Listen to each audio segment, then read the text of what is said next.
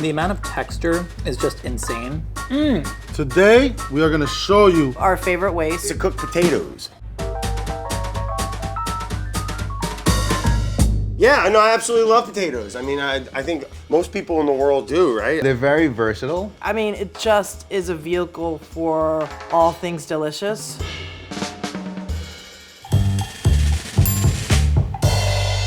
So I'm gonna be making crispy smashed potatoes, and to me, these combine the ultimate of what a potato can be, which is crispy and fluffy at the same time. These are fingerling potatoes. You know, these kind of function like a Yukon Gold would. It's somewhere between starchy and waxy. It can get fairly crispy, but it's also really kind of takes to being in a wet environment in the cooking process. We want to season these pretty well.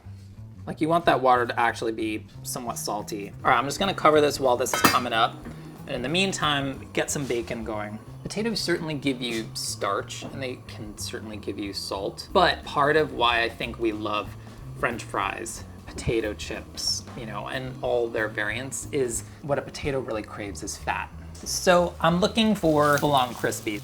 Okay, so while the potatoes are simmering, I'm just gonna stir together my sauce, which is literally just sour cream and a little bit of hot sauce. Hot sauce and sour cream just naturally complement a potato, just make it like way more interesting. This hot sauce is gonna bring acidity as well as heat. So I'm just doing a check on these potatoes. Oh yeah, yep. If you can slide it through relatively easily, you are good. I'm gonna let these cool for just a couple minutes. While I'm doing that, I'm just gonna reheat the skillet with all that bacon fat. We can use that, but top it up with a little bit of oil. So something flat really helps. It's like a crush. Something that just flattens it, breaks it open, but keeps it hopefully in one piece. I wish you could like just come and try one of these. It's incredibly satisfying. The skillet is pretty much smoking. We can just lay these in, get a little sizzle. Part of what you're doing to a potato when you cook it is finding ways to get it to absorb flavor. It wants to soak up seasoning, it wants to soak up fat. Making sure you're topping up the skillet just so that you have a nice coating of oil in between the potato and the skillet is gonna give you the best possible crispiness. Yes. So like you see like the skin, you know, as it dries out, like that is really part of what's driving the crisp factor here. I'm just gonna crumble up the bacon just so it's ready to go. We've reached full crisp. Second side is crispy, browned, good things are happening. Boom. Some chive, bunch of parm. It's gonna start to melt onto there a little bit, and then bacon, all the bacon. Crispy smashed potatoes. The amount of texture you get from this is just insane. The hot sauce, sour cream, 1-2 punch as well. Everything is just like completely woken up. The whole thing just kind of vibrates a little bit. Completely delicious. You cannot with this. I'm sorry, baked potato. I don't think so. So I'm just gonna make a super simple salt rub baked potato. I think actually this is a really nice way to do it because it tastes really potatoey and you keep the skin on, which makes life a lot easier, and also it's sort of reminiscent of an easy fry because really I just want French fries. I like russets as a baked potato. The outside is nice and crisp and then the inside is sort of fluffy. So I'm just gonna poke it with a fork a little bit and then olive oil the potatoes. Good healthy dose. That'll help the skin get nice and crispy and delicious. So I'm just salting them pretty heavily. If you're gonna leave the skin on, you want it to be delicious. And what makes things delicious? Fat and salt. That's it. Super easy. So now these go into an oven. I'm gonna put it in at 450 for, I don't know, about an hour. I don't wrap them in tin foil because I want the outside to get cooked and crisp and brown and potatoey and delicious. Okay, let's get our potatoes. Don't they look good? All crispy. Slice her open, and then I'm just gonna sort of fluff it. And then I just put, you know, the obvious things. Lots of butter. And then sour cream, and then chives, and more salt. As I eat a couple bites, then I salt it more. Pepper. That's pretty good, right? I feel like bacon bits is a really common one too. My dad would put bacon on it, but I just like a dairy bomb, a fluffy potato dairy bomb. That's actually pretty good. Basically, I just made a cup for sour cream and butter. The skin is relatively crispy. It's nice and salty. This is exactly how I want a baked potato. It's perfect. I wanted to make potato chips. It's one of those things that people don't necessarily think about doing at home, but you can absolutely do at home. I think about russets when I think about potato chips. It's a starchy potato. The starch quantity is really great for making things crispy. So I'm going to be slicing these russet potatoes about an 1/8 inch thick.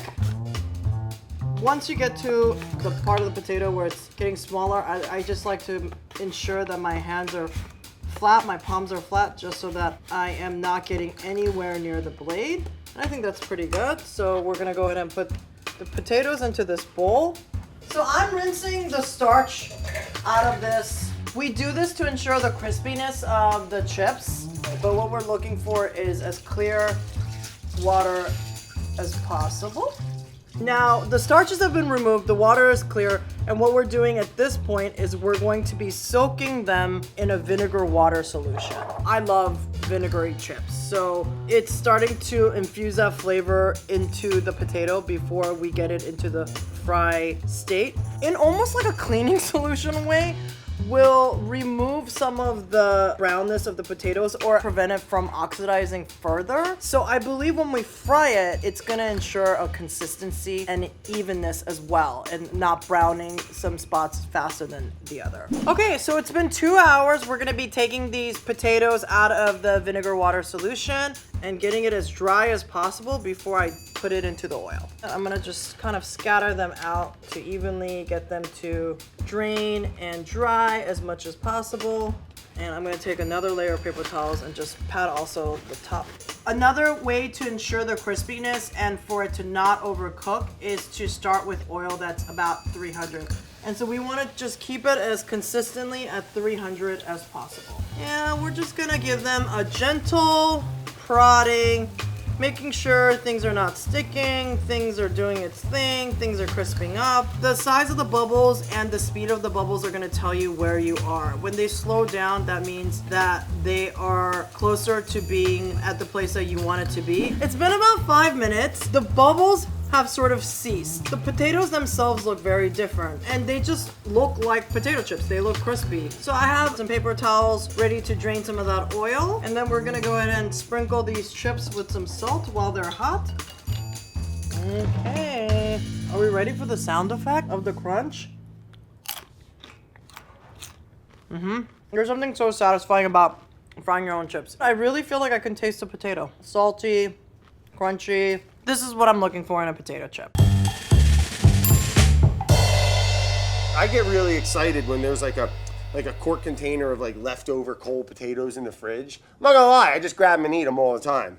We're gonna be making a Niçoise salad. One of my favorites, just a classic tuna Niçoise. And it's basically just a broken down, deconstructed salad of sorts. So you have some cucumbers, some olives, the tuna, vinaigrette. Yeah, so we just got some like baby kind of new red skin potatoes. Yeah, it's got like a unique little texture to it in itself. Real thin, kind of papery, easy to eat. And then the inside is just kind of got like a firm, creamy, soft. Yeah, they're just kind of perfect. Everything about them is just kind of perfect. They cook relatively quick. We're gonna boil these for about 15-20 minutes till about fork tender. I'll put the lid back on, let the water recover, come back up to a boil. Don't go mowing the lawn or walking the dog or whatever you're into. Stick around, set a timer, don't forget them. All right, cool, so timer went off. This has been about 16.5 minutes on this one. Yeah, so this is what we're looking for here. I mean, a knife or a fork, anything, just something that can go through with very little resistance. Right into the ice water, okay? So we wanna drop that internal temperature and get these things cooled off so they can stop cooking. Yeah, these feel pretty chilled to the bone here. So I'm just gonna lay them out on the old paper towel. I don't really want to introduce like water to the salad. So I mean, cut them how you want them, to be honest.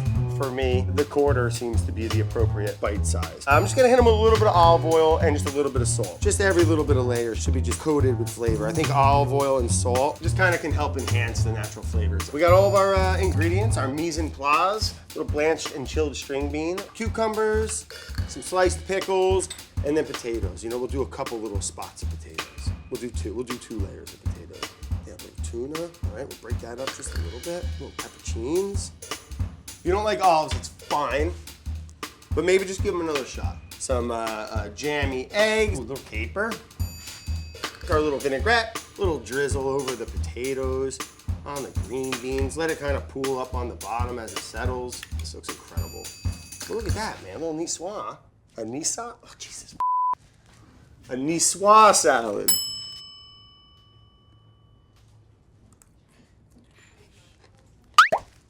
Yeah, good. It's just something you feel good about eating, you know? Hot day out, even if it's not, just kind of keep you lean and mean, not slugging you down, you know? And then the cold potatoes, like I said, if you have some leftover, probably one of the most versatile things to cook with. So not a bad problem to have if there's some leftovers.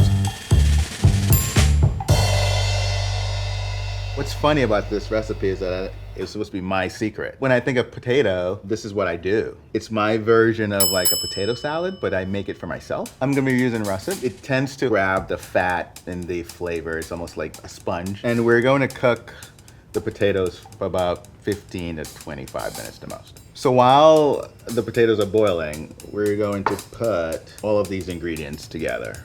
The grapes, celery, onions, cayenne. This is browning liquids from capers. And then the capers go in. Put the celery leaves in, some salt, fresh cracked pepper here, olive oil. And then it ends up being something that I thought was unique to me, but people do this. I guess it's one of those things where when I thought I invented grilled cheese, but that's another story. Okay, so this is ready for potatoes. I want the skin off the potatoes because it'll soak up the dressing better. I do small ones and then I sometimes do bigger ones.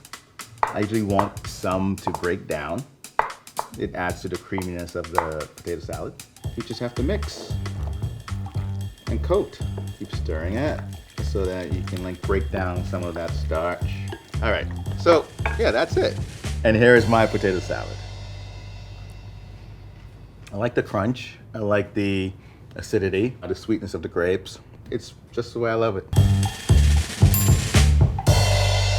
Kind of wanted to show the versatility of potatoes, you know. I'm gonna be making a kielbasa and sauerkraut potato pierogi today, and we're just gonna do it with one potato. All right, so first what you wanna do is you wanna have boiling water and you wanna salt it a little bit, and then what you wanna do is you wanna peel your potato. We're using a you can go potato right now, and so you wanna peel it, the salt can seep in a little bit faster too. You wanna dice it before boiling is to save time. It can cook faster.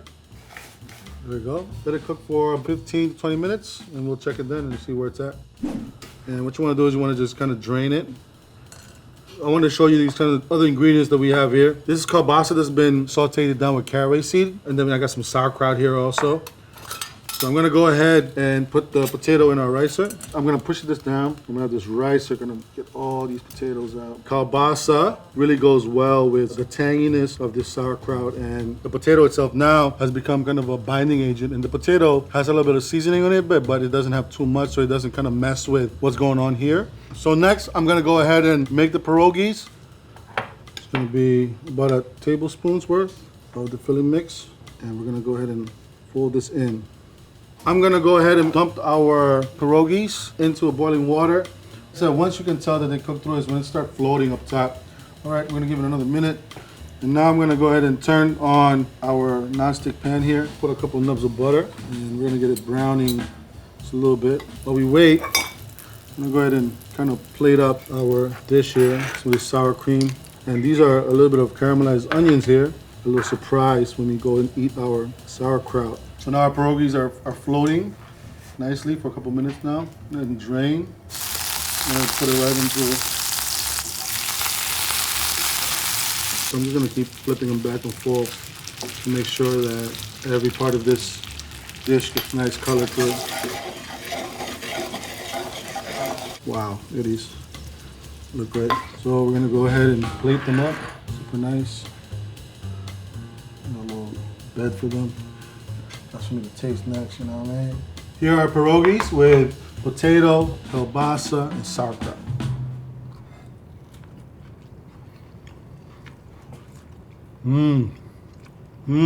That's way better than Mr. T's. That's really great. The The dough itself is thick enough that you still have structure and it holds the filling in there. The filling itself is super tasty. Butter, potatoes, a great pairing. Saltiness with a little bit of tangy from sauerkraut really works well with potatoes. Potatoes are a great vessel. The dish is balanced. The dish is seasoned. It's a great recipe.